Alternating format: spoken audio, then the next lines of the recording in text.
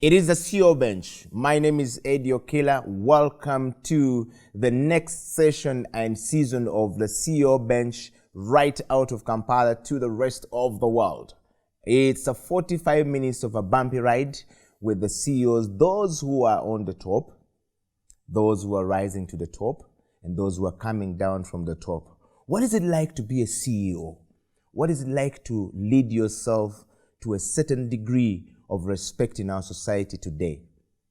Today on the program, my guest is a man who has been around for a long time. The man who speaks and breathes marketing. In fact, it is believed that marketing was injected in him from birth.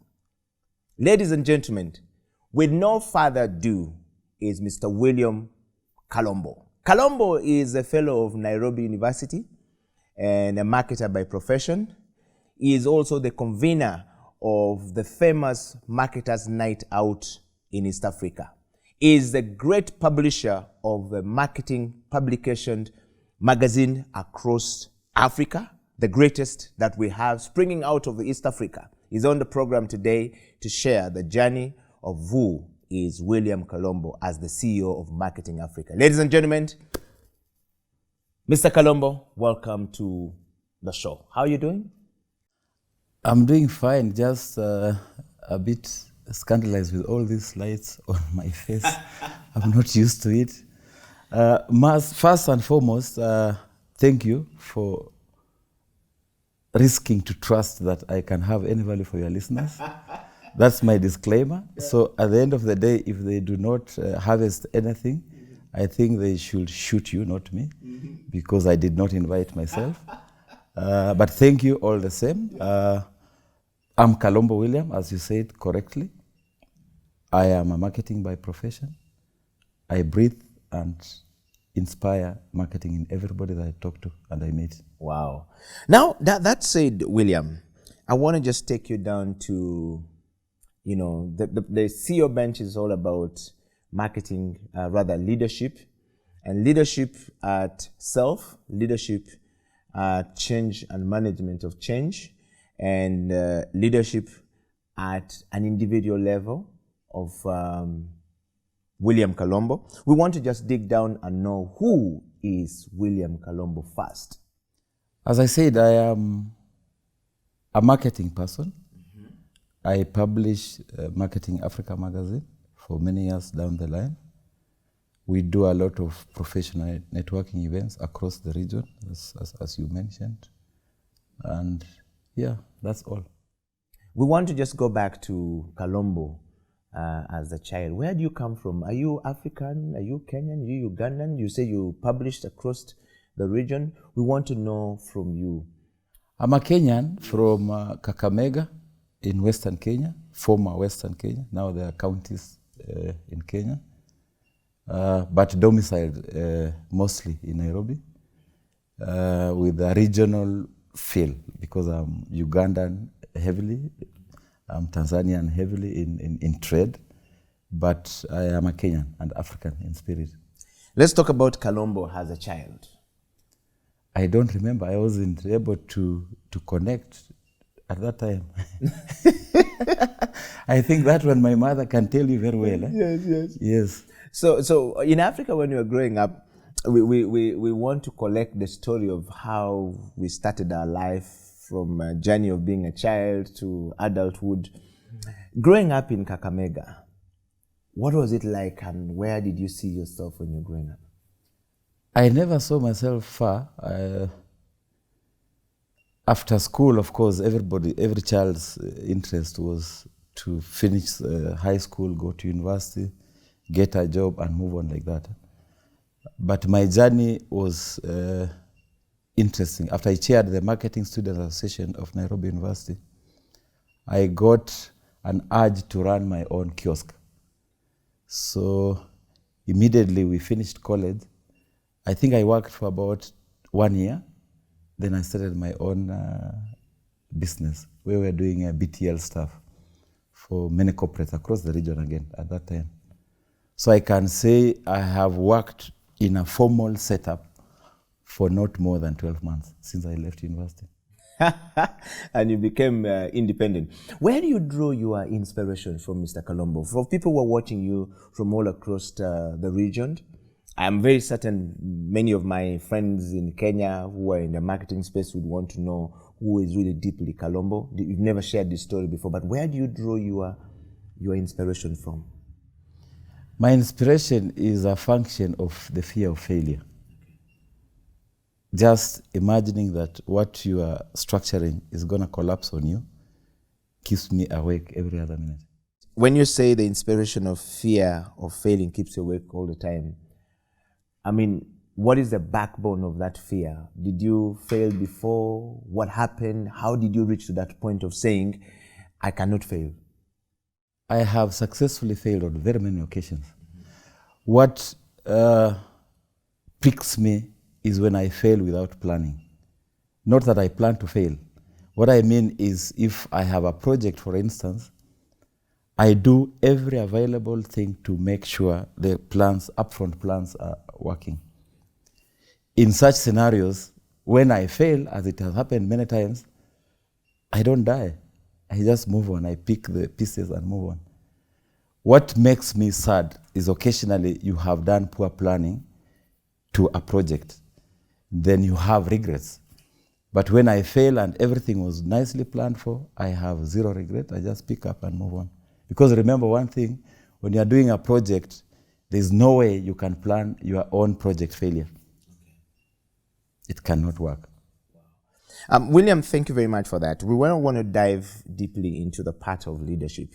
This show looks at leaders who are on a journey to the top, those who are already at the top, and those who are coming down from the top to retirement. We want to know, what was the journey like climbing to the top? When you reach to the top, you have to come down from the top to retirement. What lessons do we pick from people like you? You are a CEO of Marketing Africa Limited, a company you founded. We've just understood from you this program right now that you were only able to work in formal, being employed for not more than 12 months, and you started this company and it's been running. You lead a team of people, Marketing Africa. We want to know from you, in your own words, what is leadership to you? Perhaps we need to demystify the word leadership. I have some weird perspectives on the terminology itself. Oui. And I know that in my own private engagements, I talk about mostly the curse of leadership in Africa. But we need to understand, and this I'll take it back to when we were in college. Yeah. The drilling that was infused in us as students of commerce marketing was that we were prepared to become managers after college. So we learned all these big words about management, about leadership, about BCom. But when you came out of college, you were not a manager. All the training was structured to make us imagine that we'll become managers. So we came out of college, and you find that some people will never hold the title of manager across their life, which then creates opportunity for you to start feeling low, you lose your motivation. Yes, so you can be a sales rep all your life, yet the training was that you'll be a manager, you get it. So I think then that we need to rethink what leadership is. You must know that not everybody will become a CEO of anywhere. So remember that the most powerful thing is that you already are a CEO of yourself. That should drive you. Yes, at individual level, you are your own personal CEO. So then it should not kill you that you are not CEO of Marketing Africa, you are not CEO of Talent Uganda. On that note, William, you raise a very interesting perspective. Having understood leadership from your point of perspective and your point of view, what would you term as self-leadership? Because what you're talking about requires a person to get to a certain degree of understanding of self, to pick self, to give self meaning. You pick self, your own self, and gave it a meaning.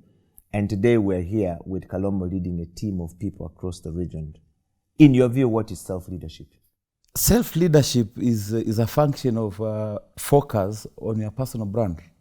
I've seen many people are known because they work for certain companies. I've seen them attract a lot of interest because of the brand they work for. When that opportunity lapses, they get completely lost in the world. Nobody knows them. So it is very dangerous for you to position yourself as that guy, director in Marketing Africa. And when tomorrow Marketing Africa is not there, you are not known for anything. That's why in every other forum, I keep telling people, the only brand that will not leave you in any stage, that will not drop you across your life, is your personal brand.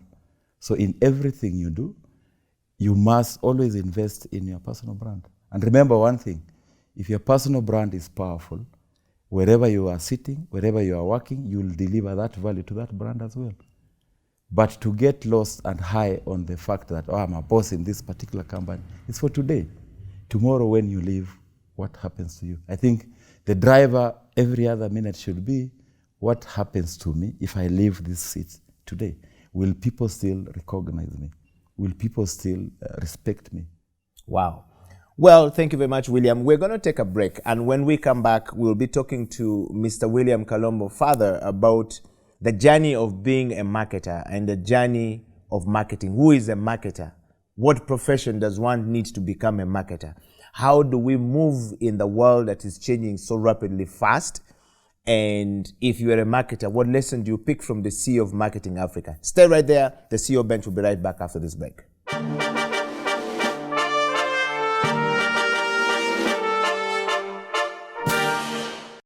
Welcome back to the CEO Bench. My name is Okila. The CEO Bench is a 1-hour program springing out of Uganda to the rest of the world, giving people an insight into the life of a CEO, either when they're retiring or when they are going up or when they're on the top. What is the journey like for a CEO? How does one get there? Today on the program, we have the CEO of Marketing Africa, Mr. William Colombo, a seasoned marketer, a great thinker of marketing, breathes and thinks marketing even when he's sleeping. Mr. Kalombo, welcome back to the show. Thank you. Marketing in itself is something that most people don't understand very well. But you are a marketing professional and a CEO of a marketing company that is leading in East Africa. William, in your view, what is marketing, first of all? It's the art of identifying consumer needs and delivering on them, even beyond them, at a profit to the owner of the brand. William, I want to take you straight to some of the questions we designed for you today, which should be able to give us an understanding of a CEO befitting of a marketing company, but also as a viewer, what do I want to pick from a man who is on the top? You've been on this journey for a while. I want you to start by telling us, how did you think about starting Marketing Africa? What was the inspiration behind it? And what is Marketing Africa all about as a company? When I was at the university, we had a publication. It was called the Marketing Review. And we were able to publish that magazine and get 18 full-page adverts at that time, which was a first. I've never seen it up to today. And we made a lot of money from the magazine. At the same time, we were running events as an association. We had an event every week for the 12 months that I led the association. We had industry tours. The most popular, of course, was to the brewery, which was happening every Thursday. So we grew the association to such a level that even the watchmen in the compound wanted to be members of the association because we had so many functions. We were giving a lot of giveaways. We started at that point a canteen. It took me about 4 months to get approvals from the VC to get this canteen. And through the support of my patron, Professor Francis Kibera, the resistance from the university was because they were not understanding what we want to use the canteen for. But what we were looking at that point was to get a laboratory-like scenario where students of business can come and try out the theories that we pick up from the classrooms. When we launched that canteen, I think we had about 1,000 people in Lower Kabete campus of the University of Nairobi. And we did one of the biggest Guinness promotions ever done up to today, where a lot of prizes were on the giveaway, on the list. It was a scenario where even saved people were participating in the activity because we had to buy a drink, get a voucher, and then get a raffle. Even saved people, you call them Mologol, I think, were participating in this scenario, so they win a prize and leave that beer there. So we started at that point. After university, I told you I worked for 12 months. Then I started a company that was doing below the line activities. So we are doing... That's what we call in marketing BTL? BTL, yes. So we did that for a while. And then I made a suicidal move to imagine that I can publish a magazine. Since I had done a very successful one in the university, I thought I can do it now commercially. So I set shop to do a magazine. And one of my board members, he gave us the magazine to do for the society. And that magazine had died. They had, the last 3 years, I think, they did 4 issues, 3 issues, 1 issue, then 0 issue. So we picked a dead publication, reawakened it, and it hit the highway. It was called Sokoni. When it picked... I was a big reader of Sokoni Africa. Yes, when it picked... some people, out of their own wisdom, imagine that they can micromanage us and extinguish us and take away the project and give it to somebody else. As always in Africa? Which they did. So they took away the magazine from us on the claim that we didn't have a contract. So we are fired, literally. So we had publication knowledge, but we had no publication to do. That's how now Sokoni Africa was born. So we started doing Sokoni Africa, and the MSK sued us. They said, you can't use our name. You have to drop the name, look for your own name. So they took us to court, and we were in court for about 9 months. Within that window, we were able to publish, I think, 3 issues of Sokoni Africa. The courts ruled that until we clear the full case, the case is completely hard, we can't use the name. That week was, I think, the worst week we ever had in our office. And I remember our lawyer is called Mereka. He's a senior counsel in Kenya. We were in the same building. He came down and found everybody happy and jumpy, and he asked, you guys, we just lost the case. What is happening to you? We said we are fine. We said we are fine. So what happened a week after the court banned us from using Sokoni Africa, we launched Marketing Africa, which is Sokoni Africa in English. Okay, just hold it right there and send that comment, because Kalombo has just hit something very interesting. Yes, so that's how we launched the magazine. So did they take you back to court this time around? It is Marketing Africa, it's not Sokoni anymore. So there was no brand infringement anymore. So we were safe that way. Then we moved on like that. It hasn't been easy.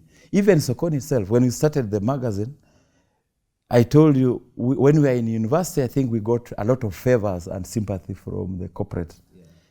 In the commercial space, it was very hard to sell space, because magazine, what drives a magazine is space, selling the adverts. And my imagination was that we will start this magazine. After the first issue, it will finance the next issue. I can tell you, it is the magazine, Sokoni, that collapsed my below-the-line business, because I got my first payment on the 6th magazine. Wow. William, this whole story that you're talking about as a CEO of the great Marketing Africa Limited we see today, what does that remind you of in that journey? And by the way, were you the CEO? At what point did you become the team leader? Because I imagine that you had a group of people you're working with and you started together. How did you make it to become the CEO with all of that story? Is it because you won the case by losing it and winning it by starting Marketing Africa? It's another issue. The question you raise touches on partnerships. You have social partnerships that have successfully collapsed in relationships. You have corporate partnerships that have collapsed. The irony is that you cannot become a multinational or a very big brand without partnerships. But on the flip side, a lot of the partners we pick them up emotively. And they end up collapsing you or slowing down your speed or vision or compromising it. The biggest trouble for businessmen is that you look at things, they tell us you must be passionate about what you do. If you look at every other passionate person, let me talk about relationships. The minute you are passionate with something, with a woman, with a man, you lose the ability to look at things objectively. From my world, I tell everybody, please try to be objective. Because when you are passionate, your eyes are completely blinded. You will never be objective. You can't pull back and say, this thing is flopping, can I leave it? We must accept the fact that business will collapse. If your passion is in there and it collapses, you are gone. You have one life. In a lifespan, you can run 10 different businesses. We've seen people who thought their biggest line is manufacturing. They end up becoming the best musicians. You can pivot, isn't it? So we should divorce from this idiocracy that passion must be my driver in anything I do. I'd rather be more objective in everything we do. Wow, you are tuned to the CEO Bench. My name is Okila, of course, with Mr. Kalombo, the CEO of Marketing Africa. And we would like to hear from you. Send your kisses and disses coming. If you have a question for Mr. Kalombo, we'll definitely answer it on the show, either on the comment section of the program. And of course, share it far and wide. Make sure it gets to your grandmother, your grandfather, your cousins, your nephews. We're not leaving anyone behind in Africa, particularly when we're talking about a very serious topic on leadership and marketing of Africa. And we're going to dive a little bit deeper into that with William. William, that said and done, the story of Marketing Africa is very compelling to hear where you're coming from. My question is, what is your view on sponsorship marketing in this part of the world that we're in as a CEO? I think is the most convoluted space you can ever think of. There's a lot of gray areas in that space. And the biggest problem are the players themselves.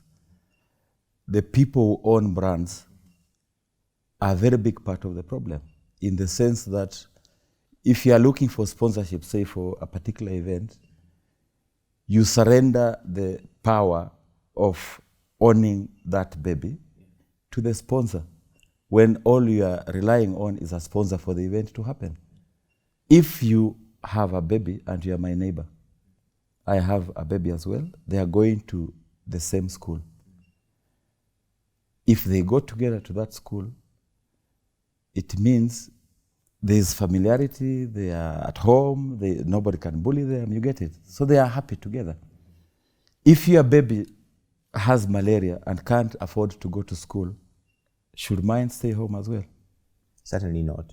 We've positioned our events, our sponsorships to look like, if Eddie cannot sponsor me, I can't do this function.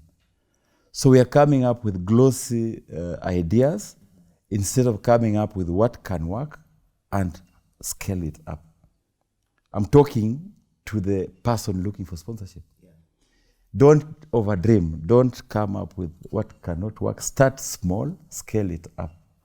If the sponsors you are targeting are aware that without them you cannot move, they will not give you that money.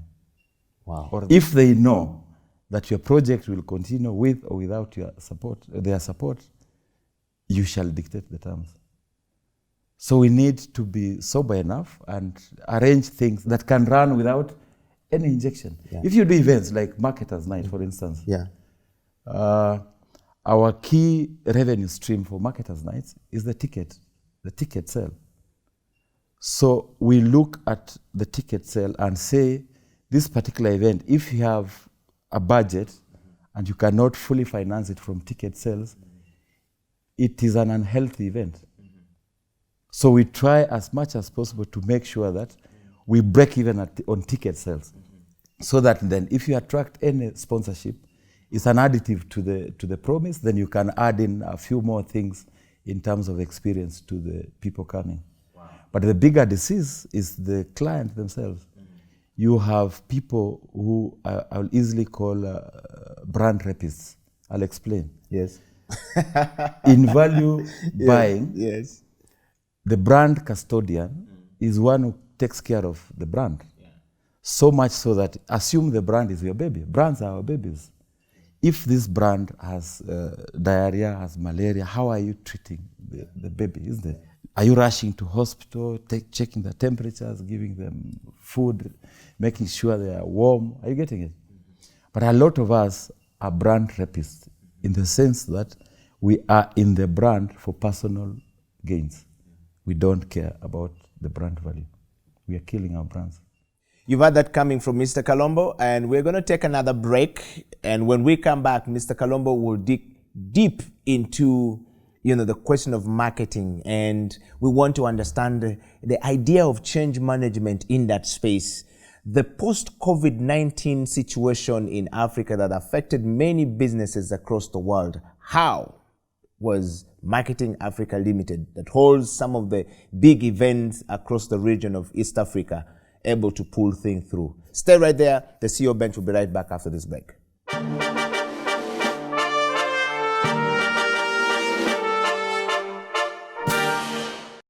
Welcome back from that break. My name is Okila, and this is the CEO Bench, where we're talking to Mr. Kalombo from Nairobi, Kenya, the man who is oiling and planting seeds of marketing across the region of East Africa, and of course springing out to the rest of Africa. If you're a marketer out there, this is probably the best interview for you to look forward to and share it far and wide so that we don't leave anyone out. William has talked about repping brands. Are you one of those people who are a rapist in our region? Can you repent of your sins? Welcome back, William, to the program. Thank you. William, very interesting choice of word that you used there. I know you explained it already. We're going down to a moment when we want to talk about something very interesting. One, do you think that brands have optimally utilized the event space across the region, across Africa, and across the world? Do you think that we have optimally utilized that space? A few brands have got it correct. Mm-hmm. Some brands have had a lot of misses. Mm-hmm. And the misses is because the people on the brand side do not respect the hustle of the event owners. Mm. So severally, they look down upon you people in the event space and they don't take you serious. You have scenarios where you are planning an event 6 months down the road and brands are coming on board a day to the function. And they're all over your space trying to dictate things last minute. The idea for creating calendars for events is so that you can have everything oiled out in good time. So events are getting affected because we have very poor respect from some people on the brand side. Mm. They need to change and respect the hustle and come on board. If these forums, if these vehicles are not working, where will your brand tell their stories? It is in the interest of the big brands that as many events, as many vehicles are working in the ecosystem you're in, yeah, so that you are able to utilize them to tell your story. Yeah. William, that said, in today's rapidly changing world, learning to lead our organization to read the turbulence that is brought about by the change in either technology, in our thinking space, in the way we look at money and entrepreneurship and investment and saving, is beginning to require that one needs to be critically aware of certain things that are very, very factual. My question to you is, in your view, what is ailing the marketing profession as a CEO? Today, the biggest enemy to the marketing profession are the people who claim to be marketers. The people who occupy marketing offices. If you look at the finance guys, for instance, after the first degree, they are continuously learning. If you look at a lot of marketing people, immediately they finish that job, they get that big job with a big car, they feel like they have reached. So they don't invest in continuous learning. We need to relook at that, respect the fact that some critical knowledge you may have today could easily be obsolete by tomorrow. So it's in your interest that you continuously are available to keep learning so that you can sharpen your story. Yeah. I've seen situations where you have, say, a marketer's night, which is a learning forum, powerful learning forum. And because I, the boss, am not available, my whole department will not come because I'm not available. It means then you have closed the window for your own team to come out and learn. Yeah. What is bedeviling the profession starts from university. In my days, a class of 400 people, half the guys were doing marketing. Today, I'm told by my professor friends, in a class of 400, you'll find maybe 15 are doing marketing. The unfortunate thing is that the other one doing insurance or finance, at the end of the degree course, they're coming back to the professor and asking for marketing jobs. The whole profession has porous. It's been water washed. Everybody's claiming to be marketing. Everybody's claiming to do marketing, and it's not protected. In Kenya today, we are benchmarking the Nigerian Institute of Marketing, where we are going to launch a code of practice for marketers so that not every other lay-by character is claiming to be a marketing person. That then gives you a minimum number of CPDs to achieve every month. So it will force everybody now to go back to supporting the events you do to acquire those things. By the end of the year, you must have a minimum. The accountants are doing it. Yes. Lawyers are doing it. Lawyers are doing it. Now HRM is doing it. Yes. Yes. And even medical profession are doing it now. Yes. Wow. So that said, William, do you think that the marketing profession is endangered? Are we the endangered species? Are we our own worst enemy? Marketing as a profession is the force behind business, and it will be for ages. Yeah. But the current players in the space are endangered species. So from I see your seat where you sit, you think that we are our very own worst enemy? The biggest enemy to marketing is the marketing person, those who claim to be in marketing. We don't support anything marketing. Because you are in a big house, you don't look out to see what other people are doing. You get it? Yeah. That right there is coming out from Mr. William Colombo, who is the CEO of Marketing Africa. What is your thought? Do you think that you are your own worst enemy as a marketer? Are you the one endangering your own life?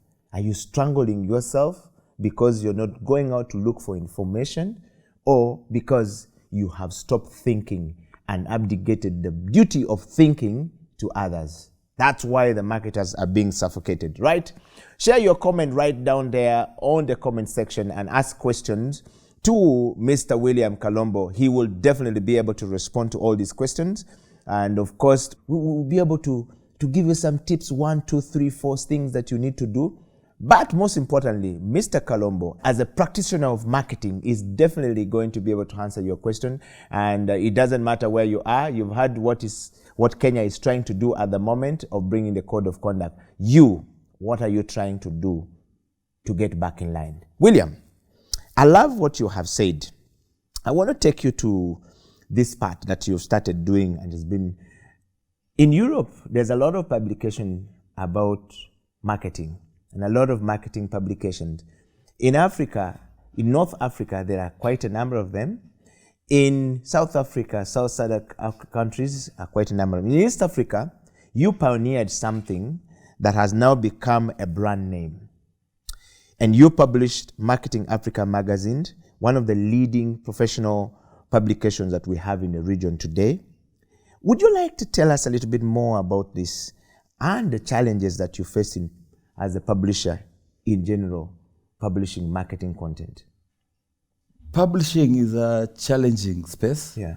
And one of the biggest reasons for failures of people who tried out publishing is because I come out as, say, a serious business editor in one of the leading publications or media houses, and I imagine that I can publish my own.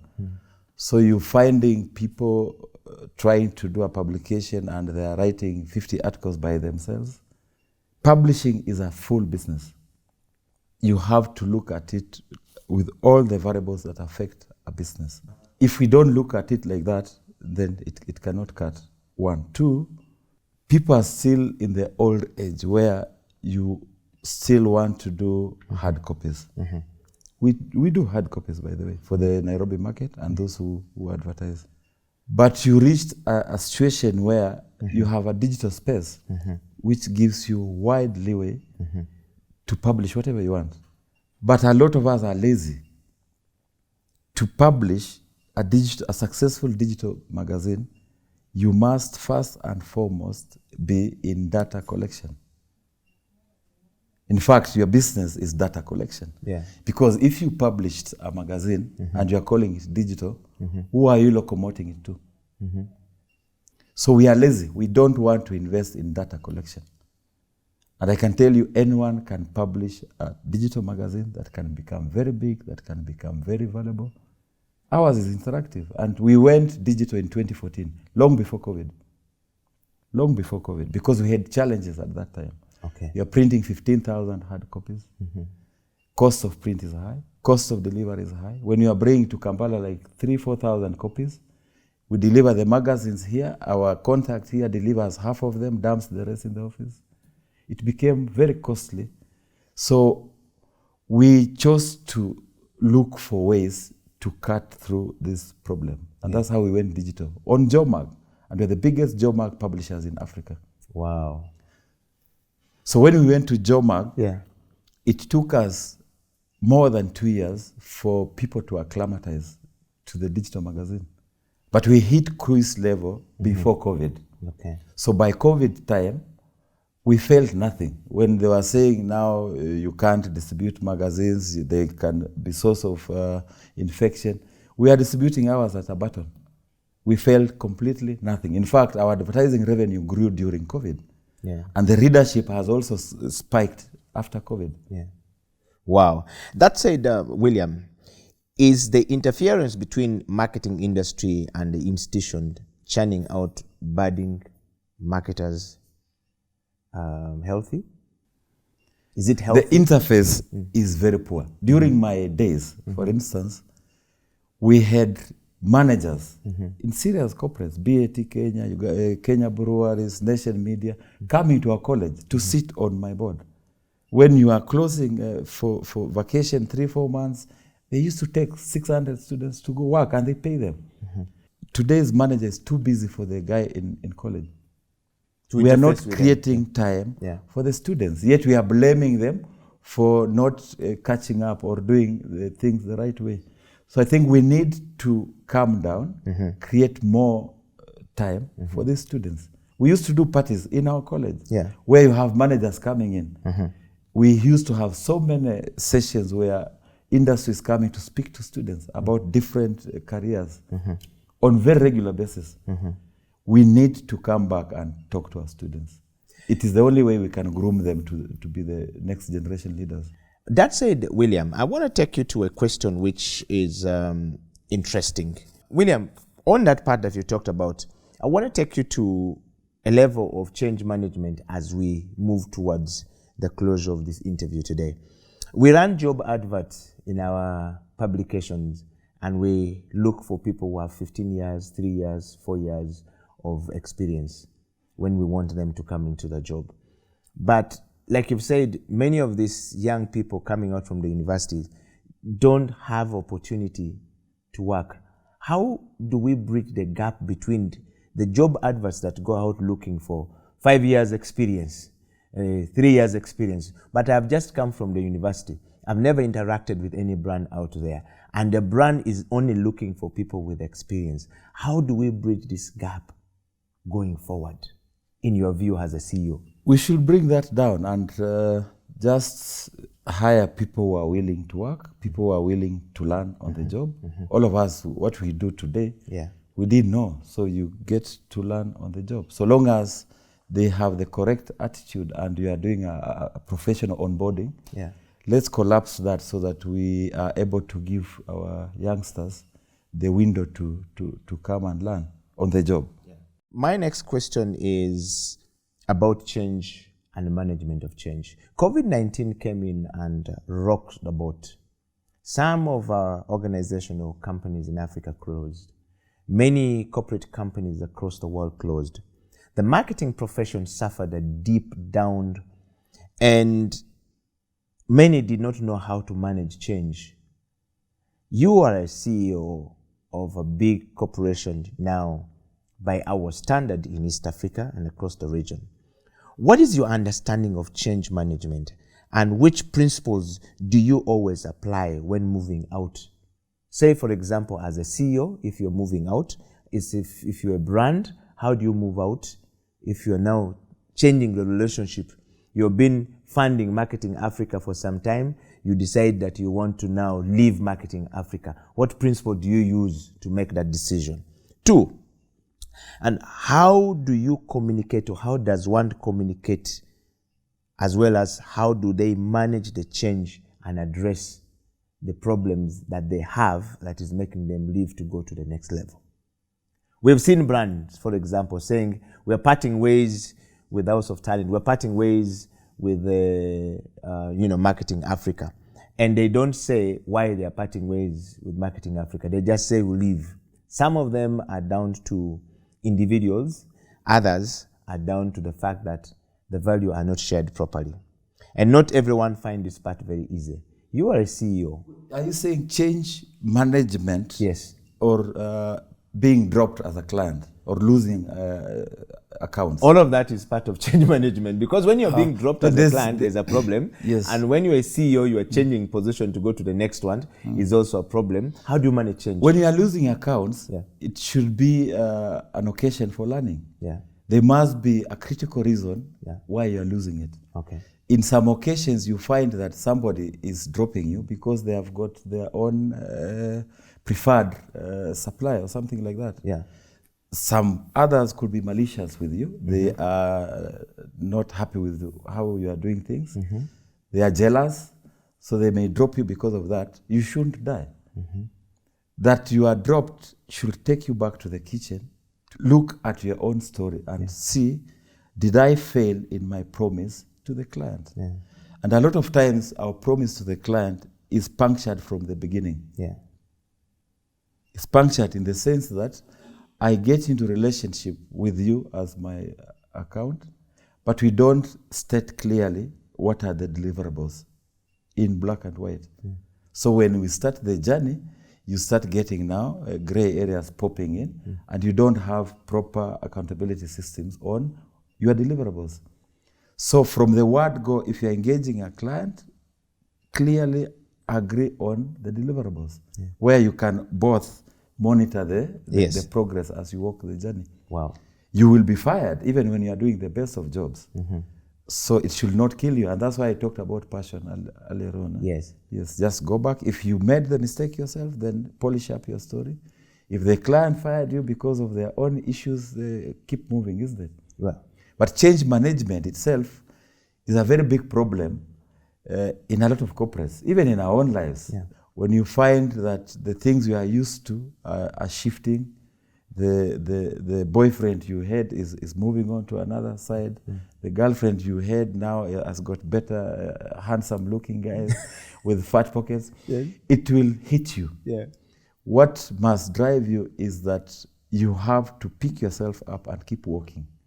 Because the fact that I messed you up should not make you die. You dying will not kill me. Just remember that. If you die, it is you dying. I'll continue moving on.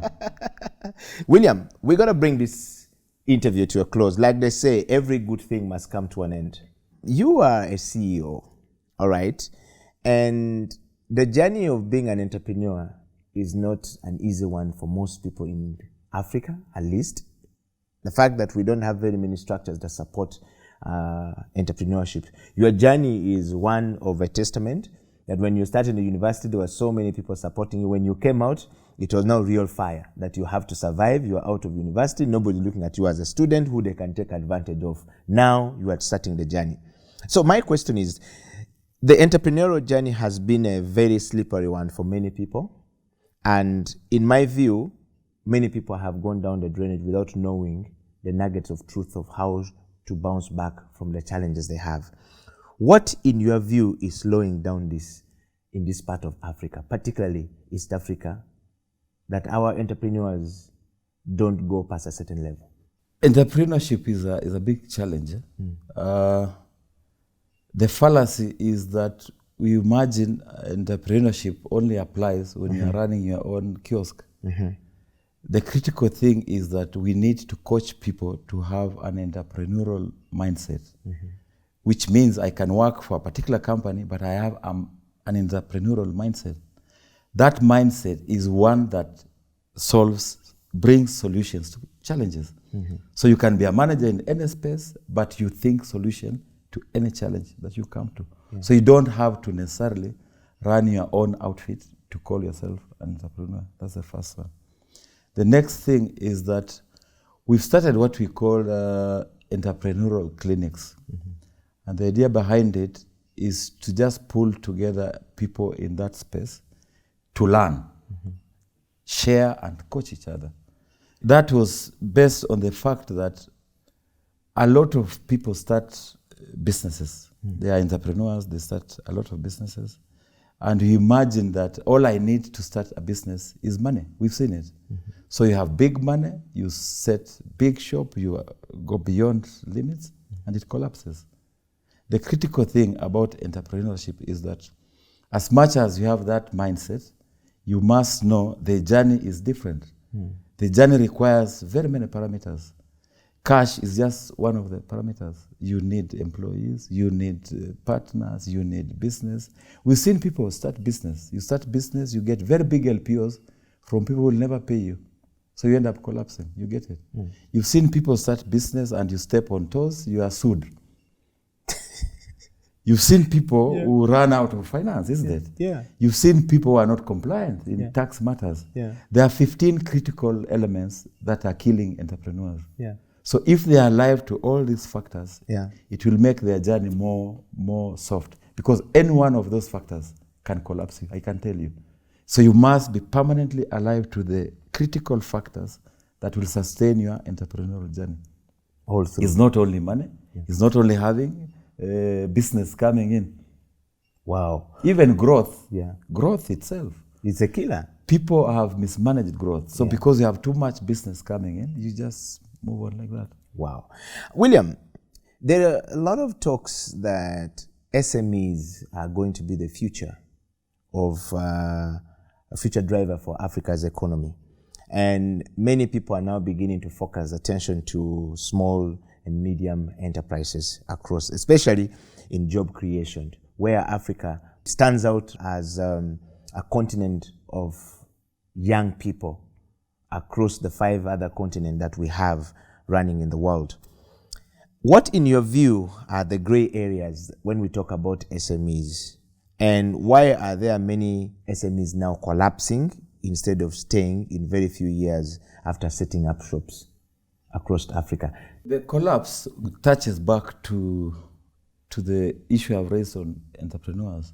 But for SMEs, everybody talks glossy about SMEs. I can tell you the biggest enemy to SMEs is the governments that we have across Africa. They'll tell you that we are supporting SMEs giving us business, but they are structured to tax this guy until he cannot breathe. You get it?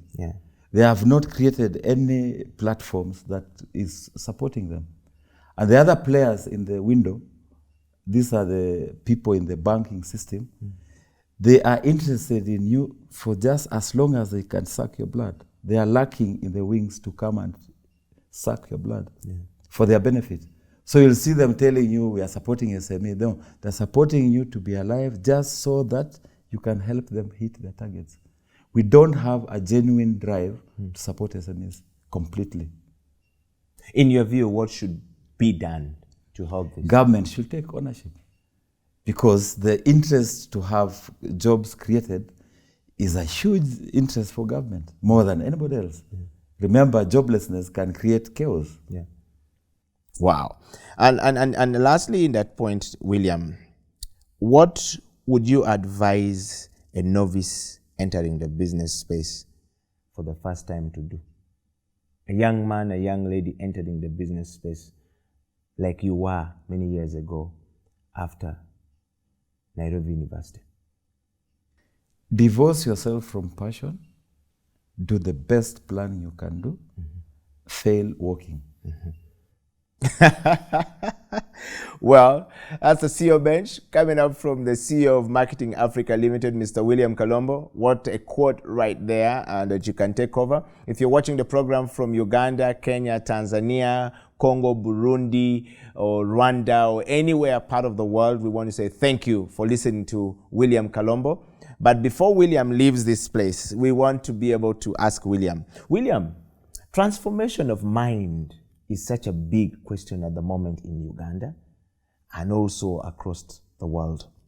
I'm sure it's the same in Kenya, that if you start by the renewal of the mind, you will transform the mind to move forward. We at the CEO bench are always looking forward to a content that inspires the person to think, a content that will encourage the person to speak, a content that will help the person transform their mind. What does transformational change mean to you, Mr. Kalombo, as the CEO today where you sit? Let me talk about the mind. Yes. I think that we have a polluted mindset in Africa, because if you look at what is happening in Europe and what is happening in Africa, the crisis is a mindset crisis. So you have people in Africa who are ruling you, who don't even have papers. Every available marketplace, the noisemaker there have become our MPs, have become our governors, have become everything you can mention. In effect, sidelining professionals. And professionals have taken a backseat. They don't want active participation in that space because it's dirty. They can really finish you. So we need to change our mindset and work for the nations that we belong to.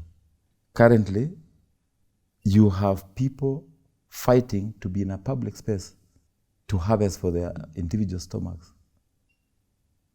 If you must harvest for your stomach, then run your own kiosk. If you must serve the nation, then come to the public space. We must differentiate those two. Stop rushing to grab a public office to eat for your families and the rest around you. Thank you very much, William. Perhaps this is my last question going. What you talk about brings the question of character. And there is this saying that character is developed in a person through so many things that happened. First, have you ever failed in your life in anything? We're seeing you right now speaking with so much good English and everything. Somebody out there might be thinking, I want to be like Kalombo, but has he ever failed? I have successfully failed so many times. Even last night I failed, but here I am and we are moving on, isn't it? Yes. The question is, I have heard this thing in Kenya, something called character development. Yes. I want to know, can you share with us from the CEO bench? We want to understand the character development in the space in Kenya. It's quite a very interesting thing. I know that this is a new word for Kampala. It's heavily used in Kenya, character development, especially in social spaces where people are talking about relationships, man-women relationships. Yeah. So character development is where you indulge in some fling. You come with all your hopes on the table. Then they are all punctured, like you break up the balloons. Yeah.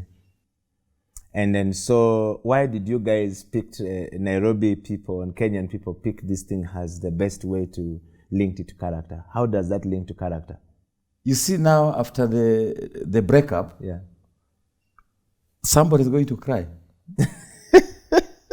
Yes. They go crying, tears in buckets. So you find that, Yes. no, you can't be here now celebrating that you have this relation is working for you. Yeah. Then suddenly you are completely off. People have even left social media because the relationship you are bragging about has totally collapsed and collapsed you as well. Yes. So William, so in the same space, yes, you find business is giving people character development. okay. You come in with a lot of hope, with a lot of plans, and everything you planned, you find is not working. Yeah. Business is how you can break this glass on cement, for example. Yeah. This glass will be your plan. But the reality is when the rubber hits the tarmac, it's very different. You hit this thing on the tarmac, on the cement, you don't know where the pieces will go to. Yeah. We've had scenarios. The typical planning, I'll give you the example of planning for a drive. Let me talk of Mombasa. I love Mombasa. Yeah. So you've serviced your car, you've done everything you wanted, and you're telling yourself, I'm going to Mombasa with my good people. We will take 5 hours on the road. We'll enjoy everything along the journey. Yeah. When you start the journey, your tire goes flat. Mm-hmm. Your spare is not working. Mm-hmm. Your car is overheating. You find somebody has hit you from behind. You have so many things popping up that are puncturing your ability to keep the momentum. You get it? Yeah. You reach a level where it is no longer important for you to reach, say, Mombasa in 5 hours. All you are saying is, all I want is to reach that place. A lot of us in business space, you are in that mode. Yeah. All you want is to have this function done and you move on with it. Yeah. William, what would you like the person who is watching the CEO bench and those who have nominated you to come onto the CEO bench to remember you for? CEO bench, we operate with the principle of, if you know that somebody has sense to speak, if you know a CEO that has created impact, nominate them.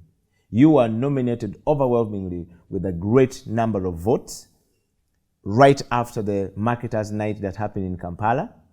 The very first one that happened after COVID-19 had locked down everything for almost about 2.5 years, going to 3. And here we are talking to you. What would you remember? What did you want them to take from you as we come to the end of the show, as your last word to the young man out there and to the young lady out there, as well as to your contemporaries who may not be able to have the courage to come and speak on the CEO bench like you?